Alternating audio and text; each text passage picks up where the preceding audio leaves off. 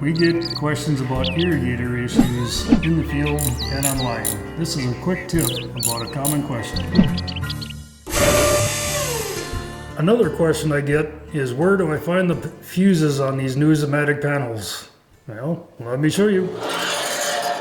But first, before you open these panels up, make sure your power is off. We want you safe, okay? Turn off your disconnect. Turn the main off here. Make sure your power's off before sticking your fingers in here, all right? Once the power's off, you can open the inner door and find the cleverly hidden fuses. These pop out of here, and as you can see, they're a special fuse. They've got this little knob on the end, and it fits into the fuse holder with that knob facing that way. They snap right in to replace, and this just goes right back in place.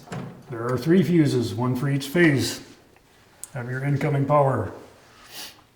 Next, down here, there are fuses just for the transformer. They pull out just like any other fuse holder. Check them with an ohm meter. Remember to only replace them with the same amperage rating fuses. They are engineered, designed so that it saves your equipment. They blow when there's a problem. This is for the 180 or 120 volt side of the transformer.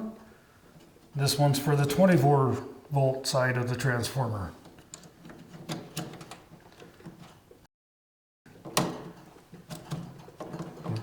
You can just make sure they're in there right, and you can close those back up. The other fuses that are cleverly hidden are these red pencil eraser looking fuses. These are for all of your functions. They pull out just like this. They've got these 2 little steel wires on the end of them. You can test them just with an ohm meter, just like any other fuse. The trick is, when you're putting them back in,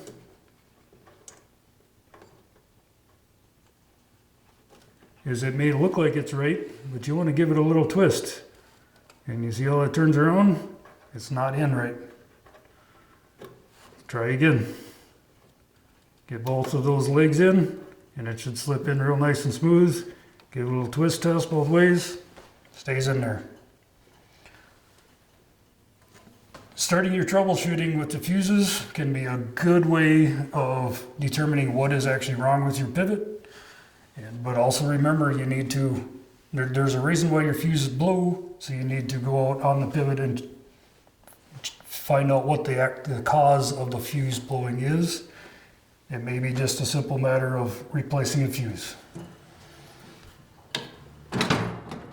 As with any of these things we've talked about, this is just a guide to help you do some basic troubleshooting. If you get in over your head, you don't feel safe, call your dealer, call us, we'll help you out. That's what we're here for. If you have a question that you would like to have addressed in a future video, please contact us on our website, miebigstone.com.